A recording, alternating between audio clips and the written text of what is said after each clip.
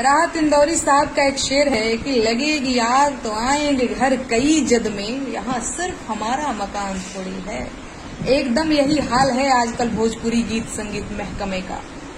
कल तक ये लोग जो दूसरे के घर की बहू बेटियों का चोली उतार रहे थे तो इन्हें बड़ा मजा आ रहा था। आज जब बारी खुद पे आई है तो मुंह से लावा निकाल रहे हैं, खिसिया रहे हैं, तिलमिला रहे हैं। अरे महाराज, बब्बूर का खेती करबा त कबो न कबो त कांटा गड़बे न करी। और आज जब ये कांटा गड़ रहा है, ये कांटा चुभ रहा है तो इन्हें दुख हो रहा है, इन्हें दर्द हो रहा है। भोजपुरी जैसी मीठी भाषा को परम अश्लील भाषा का दर्जा दिला दिए आप लोग।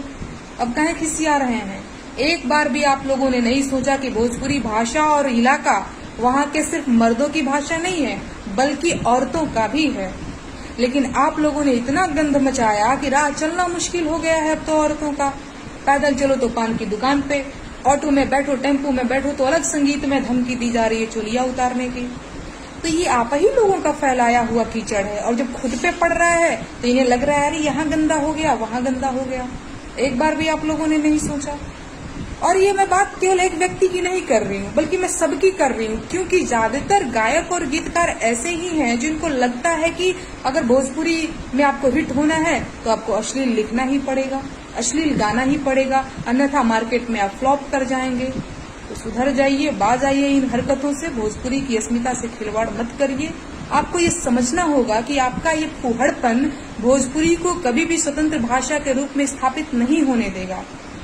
अगर हम वाकई में चाहते हैं भोजपुरी को संविधान की 8वीं अनुसूची में 23वीं भाषा के रूप में देखना, तो सबसे पहले इन जाहिलों को अपना शिशोरापन बंद करना होगा।